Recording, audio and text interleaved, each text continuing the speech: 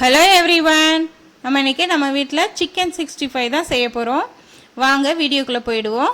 இப்போ புதுசாக நீங்கள் சமையல் கற்றுக்கிறவங்களா இருந்தீங்கன்னா உங்களுக்கு இந்த வீடியோ கொஞ்சம் பயனுள்ளதாக இருக்கும்.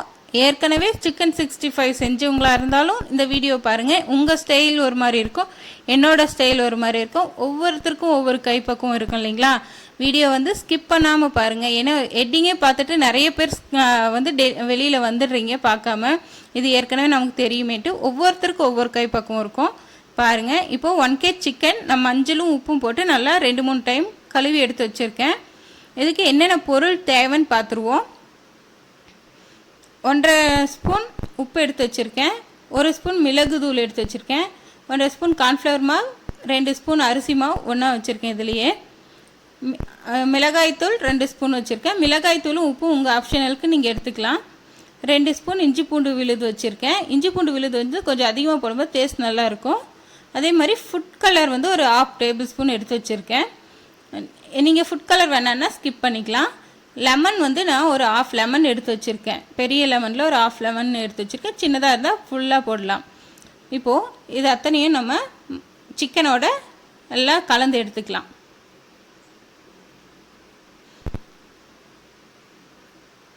பாருங்கள், ஃபஸ்ட்டு இஞ்சி பூண்டு நம்ம சரிபாகமாக வச்சு 100 கிராம் இஞ்சி 100 கிராம் பூண்டு நம்ம வீட்லேயே ஃப்ரெஷ்ஷாக அரைச்சிக்கலாம். நீங்கள் அதை ஒரு பாட்டிலில் ஸ்டோர் பண்ணி நல்லா ஏர்டைட் பாட்டிலில் ஸ்டோர் பண்ணி ஃப்ரிட்ஜில் வச்சிட்டிங்கன்னா 1 மாதம் வரையும் கெடாமல் இருக்கும். தண்ணி சேர்க்காமல் நம்ம நல்லா அரைச்சி எடுத்துக்கணும். உங்களுக்கு தேவையான அளவு உப்பும் மிளகாய் தூளும் நீங்கள் சேர்த்துக்கோங்க. ஒவ்வொருத்தர் அதிகமாக காரம் உரப்பாக சாப்பிட்றவங்க இருப்பாங்க, ஒவ்வொருத்தர் கம்மியாக சாப்பிட்றவங்க இருப்பாங்க. இது உங்களுக்கு எவ்வளோ தேவையோ அவ்வளோ சேர்த்துக்கோங்க. இப்போ எலுமிச்சம்பழம் நாம் பிழிஞ்சு விட்டுக்கலாம். அந்த கொட்டையை நீக்கிட்டு பாருங்கள், இந்த அளவுக்கு எடுத்துக்கோங்க. ஒரு 2 டேபிள் ஸ்பூன் அளவுக்கு எல்லா மசாலாவும் நான் இதில் சேர்த்துட்டேன். நம்ம தண்ணி சேர்த்து பிசையக்கூடாது, எண்ணெய் சேர்த்துக்கணும். எண்ணெய் சேர்க்கும்போது நமக்கு மாவோட சிக்கன் நல்லா ஒட்டி வரும். இல்லாட்டி நமக்கு எண்ணெயில் போடும்போது மசாலா தனியாக பிரிஞ்சிரும். நல்லா பாருங்கள், இப்படி அழுத்தம் கொடுத்து நீங்கள் பிசையும் போது இதில் இருக்க மசாலாலாம் சிக்கனுக்குள்ளே நல்லா போகும். நல்லா அழுத்தம் கொடுத்து பிசைங்க. ஒவ்வொரு சிக்கனும் நல்லா தடவி கொடுத்து பிசையும் போது இதில் இருக்க மசாலாலாம் உள்ளே நல்லா இறங்கி உங்களுக்கு நல்ல ஸ்பைஸியாக இருக்கும். சாப்பிட்றதுக்கு நல்ல மொறுமொறுன்னு வரும். ஏன்னா அரிசி மாவு சேர்த்துருக்கோம் இல்லைங்களா, நல்ல மொறுமொறு, நல்ல சாஃப்டாக உள்ளே சாஃப்டாகவும் மேலே மொறுமொறுன்னு இருக்கும். இங்கே இந்த அளவுக்கு நல்லா அழுத்தம் கொடுத்து பிசைஞ்சிக்கோங்க.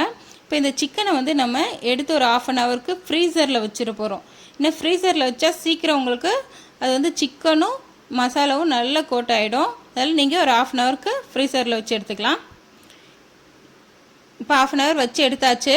நான் பாருங்கள், வானலில் ஒரு 100 மில்லி எண்ணெய் தான் ஊற்றிருக்கேன். நிறைய ஊற்ற வேண்டாம், சேர்க்க வேண்டாம். ஏன்னா இந்த எண்ணெய் நம்ம மறுபடியும் ரீயூஸ் பண்ண போகிறது கிடையாது. அதனால் நீங்கள் எண்ணெய் கம்மியாகவே சேர்த்துக்கோங்க. சிக்கன் ஒவ்வொன்றா நம்ம போட்டு எடுத்துக்கலாம். சிக்கன் செய்யும்போது நீங்கள் இது ஃப்ரீசரில் வச்சிங்கன்னா உங்களுக்கு மசாலா பாருங்கள் பிரியாமல் இந்த மாதிரி இருக்கும். அதே மாதிரி நீங்கள் தண்ணி ஊற்றாமல் எண்ணெயை சேர்த்து பிசைஞ்சிக்கோங்க. இந்த மாதிரி மசாலா தனியாக பிரிஞ்சு போகாமையும் வானலோடு சேர்த்து ஒட்டாமையும் நமக்கு நல்லா வரும். இப்போ பாருங்கள், நான் எடுத்து விட போகிறேன். இந்த டைமில் வானலில் ஒட்டாமல் நல்லா சூப்பராக இருக்கும்.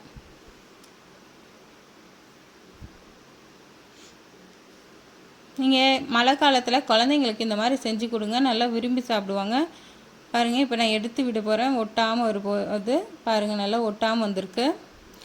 இந்த மாதிரி நீங்கள் ஒட்டாமல் வரணுன்னா நீங்கள் கொஞ்சோண்டு எண்ணெய் ஊற்றினாலும் ஒட்டாமல் வரணுன்னா நீங்கள் எண்ணெய் போட்டு பிசைஞ்சிக்கோங்க. தண்ணி விட்டு பிசையும் போது மசாலா தனியாகவும் சிக்கன் தனியாகவும் போயிடும், பார்க்க ஒரு மாதிரி இருக்கும். இப்போ சிக்கன் பொரிஞ்சாச்சு. இப்போ நம்ம ஒரு தட்டில் மாற்றி குழந்தைங்களுக்கு சர்வ் பண்ணிடலாம். பாருங்கள், எவ்வளோ கிறிஸ்பியாக நல்ல முறுமுறுன்னு கலர்ஃபுல்லாக பார்க்குறதுக்கே அட்டகாசமாக இருக்குது. இந்த சிக்கன் நீங்கள் குழந்தைங்களுக்கு செஞ்சு கொடுக்கலாம், குழந்தைங்க விரும்பி சாப்பிடுவாங்க. நீங்கள் எந்த மாதிரி செய்வீங்கன்னு எனக்கு கீழே கமெண்ட் பாக்ஸில் சொல்லுங்கள். உங்களோட ஸ்டைலும் நான் தெரிஞ்சுக்கிறேன். இப்போ இந்த வீடியோ உங்களுக்கு பிடிச்சிருந்தா லைக் பண்ணுங்கள், ஷேர் பண்ணுங்கள், கமெண்ட் பண்ணுங்கள், மறக்காமல் சப்ஸ்கிரைப் பண்ணுங்கள். அப்படியே பக்கத்தில் இருக்க பெல் ஐக்கானை கிளிக் பண்ணுங்கள். ஏன்னா நிறைய பேர் நான் போடுற வீடியோ வரதில்லை, நோட்டிஃபிகேஷன் வரதில்லைன்னு எனக்கு சொன்னீங்க. நீங்கள் சப்ஸ்கிரைப் பண்ணிவிட்டு பக்கத்தில் இருக்க பெல் பட்டன் ஆல்ன்ற இது கிளிக் பண்ணிக்கோங்க. அப்போ நான் போடுற நோட்டிஃபிகேஷன் உடனுக்குடனே உங்களுக்கு வரும்.